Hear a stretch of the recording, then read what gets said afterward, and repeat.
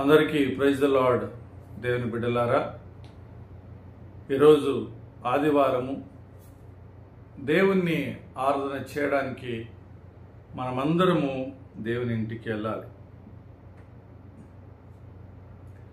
ఈరోజు క్యాలెండర్ వాక్య భాగము మనం చూసినట్లయితే కీర్తనలు 72వ అధ్యాయము 18వ వచనంలో తెలుగు మరి ఇంగ్లీష్లో ఈ రీతిగా ఉంటుంది, గమనించండి. ఇశ్రాయేలు యొక్క దేవుడు స్తుతింపబడును గాక, ఆయన మాత్రమే ఆశ్చర్య కార్యములు చేయువాడు. Blessed be the Lord God, the Lord of Israel, who only doeth wondrous things. ఆశ్చర్యమైన కార్యములు చేసే దేవునికి మనము స్తుతించాలి, ఆరాధించాలి అని కీర్తనకారుడు తన ఒక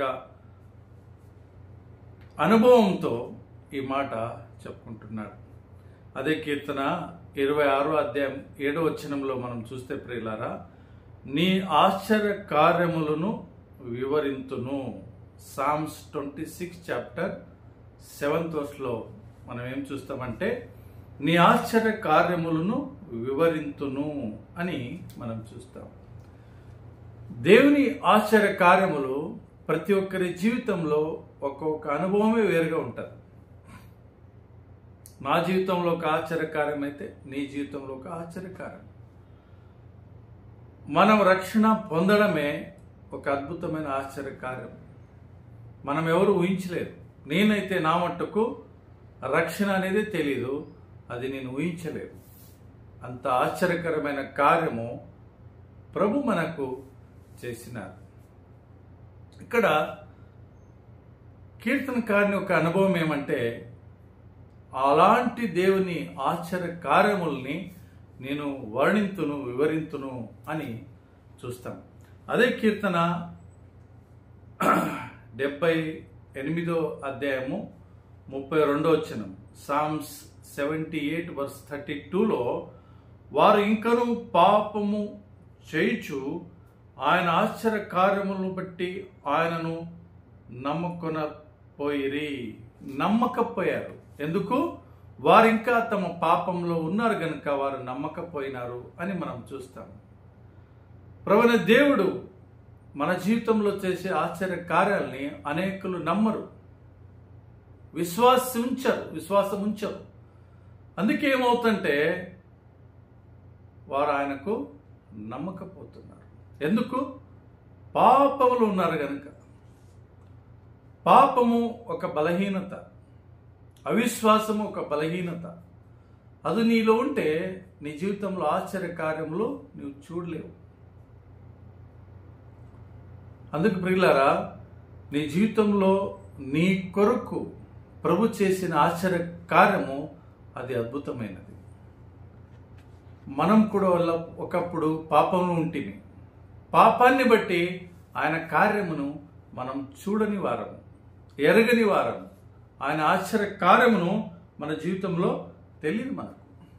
అందుకే యోబు గారికి ప్రభు ఒక మాట చెప్తారు. ఏమని చెప్తారంటే, యోబు గ్రంథము 37వ అధ్యాయము 14వ వచనంలో, జోబు 37 చాప్టర్ 14th వర్స్లో, యోబు, ఈ మాటలను ఆలకింపుము, ఊరకుండి దేవుని అద్భుత క్రియలను ఆలోచింపుము.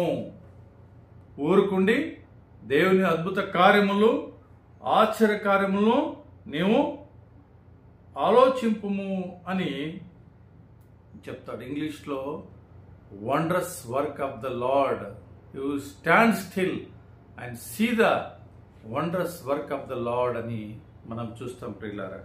అందుకే మన జీవితంలో ఇలాంటి దేవుడు మన దేవుడై ఉంటున్నారు.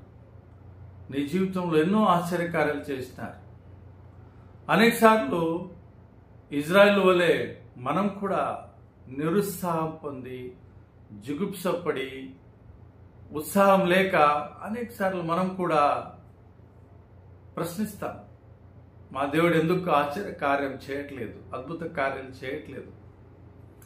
ఆశ్చర్యమైన కార్యం చేసే దేవుడు. అందుకే మనం పాట కూడా పాడతాం, ఏమని? ఆశ్చర్యకరుడు నీవే, ఆశ్చర్యకరుడు నీవే, యెహోవా నీవే ధన్యుడు, యెహోవా నీవే ధన్యుడు. అంటే దేవుని ఆశ్చర్యకార్యం చేసే దేవుడు. అంటే అలాంటి దేవుని మనం నమ్ముకున్నాం. ఆ కార్యం చేసిన దేవునికి మనం ఏం చేయాలి? స్తుతించాలి, ఆరాధించాలి అనేది మనం ఇక్కడ గమనిస్తాం. అంతేకాదు కీర్తనకారుడు ఇంకొక అద్భుతమైన ఒక అనుభవం ఆయన పంచుకుంటున్నాడు. కీర్తన 86వ అధ్యాయం 9వ వచనంలో, ఇంగ్లీష్లో 10th వర్స్లో ఉంటుంది, తెలుగులో 9th వర్స్లో ఉంటుంది. ఏంటి? 86వ అధ్యాయం 9వ వచనము, ప్రభువా దేవతల్లో నీలాంటి వాడు లేడు, నీ కార్యములు సాటి అయిన కార్యములు లేవు. దేవతలు నీలాంటి వాడు లేడు, మీ అలాంటి కార్యం చేసేవాడు లేడే లేడు అని చూస్తాం. ఇంత అద్భుతమైన దేవుడు, ఆశ్చర్యకరమైన దేవుడు. ఆయన పేరే ఆశ్చర్యకరుడు. మన ప్రభువైన క్రీస్తు వారు ఆశ్చర్యకరమైన కార్యం చేసిన దేవుడు. మనము నిర్గమకాండంలో చూస్తాం ప్రియులారా, 7వ అధ్యాయం నుండి మనం చూస్తే దేవుడు ఇశ్రాయేల్ ప్రజల్ని ఐగుప్తును విడిపించడానికి ఎలాంటి ఆశ్చర్యకార్యం చేసినారు అనేది 7 నుండి 10 వరకు అధ్యాయంలో మనం చూస్తాం. 9 అద్భుతాలు చేశారు, ఆశ్చర్యకరమైన కార్యాలు చేశారు. మనం 10వ ఒక అద్భుతం ఆశ్చర్యకార్యం ఏమంటే 12వ వచనంలో 12వ అధ్యాయంలో చూస్తాం. నిర్గమ 12వ అధ్యాయంలో చూస్తాం ఏమంటే, ఐగుప్తు దేశంలో ఉన్న జ్యేష్ఠ పుత్రులు, పశువులు కానీ మనుషులు కానీ అన్ని కూడా చచ్చిపోయినాయి. All dead in the Egypt, land of Egypt, all the first born of the child, మొదటి గర్భఫలం అన్ని కూడా చనిపోయినాయి. చనిపోయిన వెంటనే ఫరో ఏమంటున్నాడు? ఇప్పుడు వెళ్ళిపోండి, మీరు విడిచిపోండి, ఈ ఐగుప్తుని విడిచిపోండి, వాళ్ళని విడిచిపెట్టండి అంటారు. సో అట్లా వాళ్ళు బయటికి వచ్చేసారు. ఇజ్రాయెల్ మీద గొర్రెపిల్ల రక్తం ఉండింది కనుక వారి ఇంటి మీద వాళ్ళకి ఏం కాలేదు, మరణం వారిని దాటిపోయింది. అందుకే మనల్ని, మన పితృల్ని విడిపించడానికి ఐగుప్తులో ఉన్న జ్యేష్ఠపుత్రులందరినీ చంపేసినాడు దేవుడు. అయితే నన్ను నిన్ను విడిపించడానికి, ఆశ్చర్యకరమైన దేవుడిని రుజువుపరచుకోవడానికి కల్వరి శిలువలో ప్రభువైన క్రీస్తు వారిని, తన అద్వితీయ కుమారుడు, ఏకైక కుమారుడైన క్రీస్తు వారిని బలి అర్పించినాడు. దానికంటే ఆశ్చర్యకరమైన కార్యము సృష్టిలోనే లేదు, సృష్టి యావత్తులోనే లేదు. ఒక దేవుడు తను తగ్గించుకొని నీ కొరకు నిన్ను విడిపించడానికి, నన్ను విడిపించడానికి ఈ లోకానికి వచ్చి ఆశ్చర్యమైన కార్యము కల్వరి శిలువలో చేసినాడు. అందుకే ఆశ్చర్యకరమైన దేవుడు అని మనం ఆయన పాడుతాం. అందుకే ఈరోజు దేవుని ఇంటికి వెళ్ళండి, ఆదివారం దేవుని ఇంటికి వెళ్ళండి. ఆయనను నీ జీవితంలో చేసిన ఆశ్చర్య కార్యం, అద్భుతమైన రక్షణ కార్యమును బట్టి ఆయనను స్తుతించండి, ఆరాధించండి. ప్రభు ఆ రీతిగా సిద్ధపరిచేటట్లు ప్రభుకు సమర్పించుకొని ప్రార్థన చేసుకుందాం. ప్రేమగల తండ్రి, యేసు నామములో మీకు స్తోత్రాలు. మీరు ఆశ్చర్యకరమైన కార్యం చేసే దేవుడు. మా పితరుల్ని, మమ్మల్ని పాపం నుండి ఆశ్చర్యకరంగా కల్వరి శిలువ ప్రేమ చేత మాకు రుజువుపరుచుకున్నందుకు మీకు స్తోత్రాలు.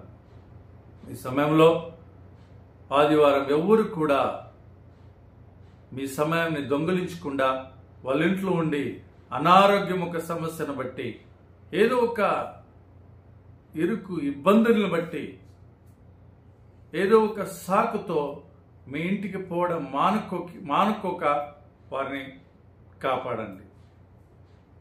పొలంలో పని అని, ఊరిలో పని అని, మ్యారేజ్ అని, అది అని, ఇది అని వాళ్ళన్నీ విడిచిపెట్టి మీ ఇంటికి వెళ్ళి వారి జీవితంలో మీరు చేసిన ఆశ్చర్య కార్యాన్ని, ఆశ్చర్యకరమైన రక్షణ కార్యాన్ని, అనుభవాన్ని వారు వివరించి మిమ్మల్ని ఆరాధించే వారిగా చేయండి. మీ బిడ్డలు ప్రతి ఒక్క అవసరం తీర్చండి. ఎంతో కుంగిపోయిన వారు, కష్టాల్లో ఉన్నవారు, నష్టంలో ఉన్నవారు, తమ సమస్యను చెప్పుకొని అలాంటి వారు ఉన్నారు. అనేకులు వారు ప్రార్థన విన్నపములు, కోరికలు, రిక్వెస్ట్ పెడుతున్నారు. వారి కొరకు మనం ప్రార్థన చేస్తున్నాం. వారన్ని సమస్యల నుండి వాళ్ళని విడిపించమని, మీరే ఈరోజు నడిపించమని మహిమగల క్రీస్తు నామంలో ప్రార్థించి కృతంతో సమర్పించుకుంటున్నాం తండ్రి. ఆమేన్. ప్రైజ్ లార్డ్ అందరికీ.